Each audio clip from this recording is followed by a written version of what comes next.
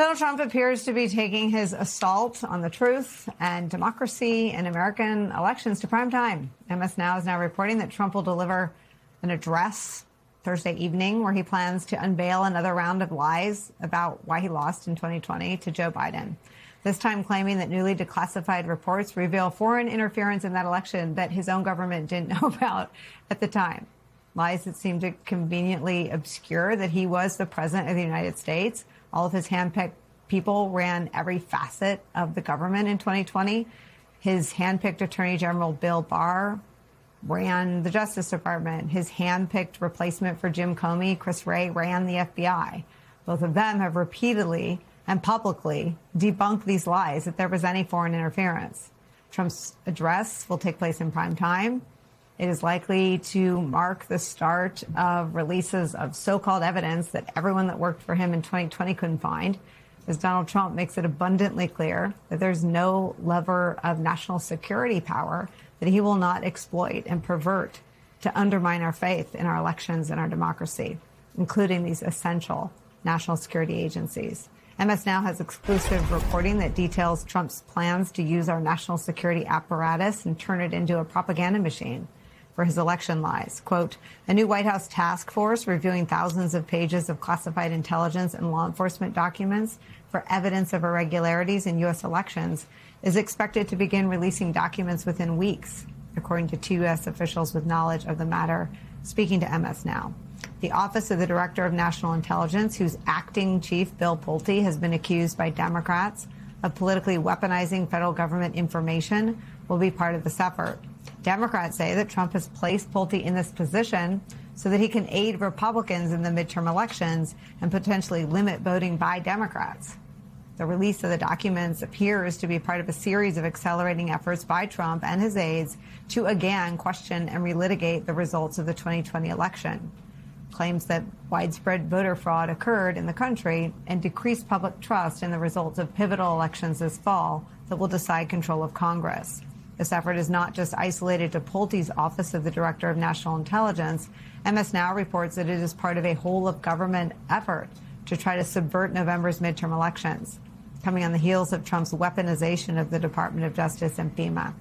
One election protection advocate telling MS Now that local election officials must prepare now for a federal assault on our elections, saying this, quote, this is unprecedented, she said.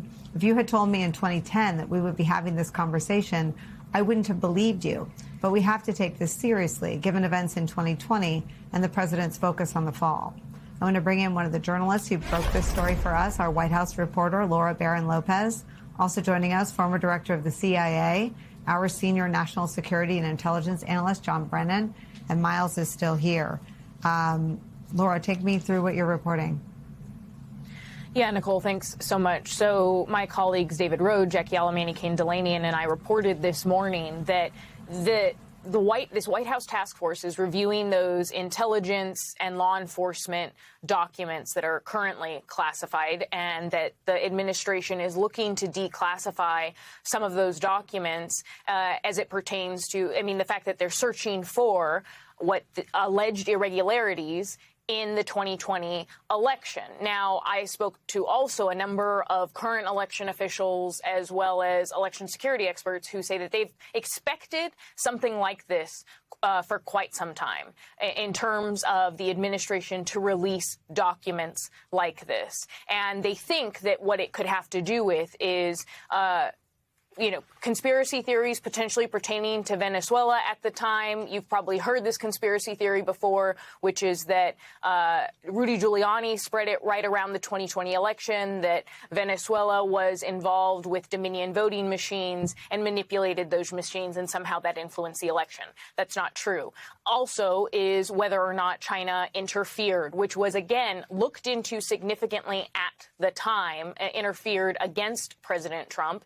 And the intel community assessment at the time was that there was no interference that swayed the election. There may have been influence across social media, but not interference. And so, again, one point I just want to make here, Nicole, is that John Ratcliffe was the director of national intelligence at the time, and a former national security official, senior one, that served during the Trump administration at that time, said that John Ratcliffe had access to all of this intelligence.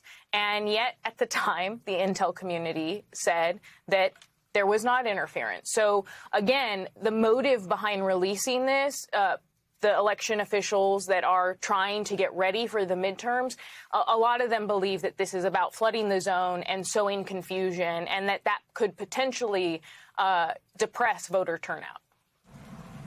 So, Miles, I know that we're living in post-truth America. I know all this, but just riddle me this. When Obama ran intelligence, the election was secure and Donald Trump won in 2016. When Biden ran the government and the intelligence, the election was secure and Trump ran in 2024. But when Donald Trump and all of his boobs were running U.S. national security, it got all effed up.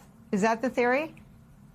I guess so. Nicole, we like to say that this administration is built on lies, but it's also built on really bad leftovers, because these claims they are making are bad leftovers that have been sifted through years ago. They are moldy and inedible now. These claims that they're going to try to make later this week, I expect them to cherry pick and selectively leak intelligence about Chinese interference. Can I stop you, though? What document is going to show something that Donald Trump wouldn't have either stolen when he took, quote, national defense information to Mar-a-Lago in boxes that he then had flooded in the bay? If he had it, are you sure it's going to be something that didn't exist? What documents are we talking about? Well, what they'll try to do is they'll try to mischaracterize shreds of information that I think it will be easy to swat down. And I've got to agree with you, Nicole. I mean, I helped stand up Donald Trump's election protection efforts in the first administration with his director of national intelligence, with his handpicked director of the FBI, with my former colleague, Chris Krebs. And when it came to election time, those people who had access to all of that intelligence information, I was gone by that point, but people like Chris came out and said, we've seen it all, and this election was secure. Donald Trump didn't like that because he had cooked up this lie that it was stolen. And so he fired Chris. And of course, one of the first things he did when he came back into office was ordered a Justice Department probe into Chris because Chris would not go along with that. I cannot think of a single person I served with who would stand by what this administration appears to be prepared to do, is try to cherry pick little pieces of data to create some fake story about how someone stole the 2020 election from him. It wasn't real then, when they had access to the information, oversaw the national security community. It isn't now. But you've got these clowns that are going into these jobs like Bill Pulte trying to hunt for anything. And I suspect it's going to be a kindergartner's collage that they show us later this week to try to make the case, which, by the way, I must say, every time they've hyped something like this, Tulsi Gabbard at DNI has hyped a lot of breathtaking disclosures of corruption. They've been nothing burgers because they cannot stitch together credible information to support their conspiracy theories. But I understand it's Laura's job to stare at the trees and cover them. But let me just ask you, Director Brennan, to paint the forest for me.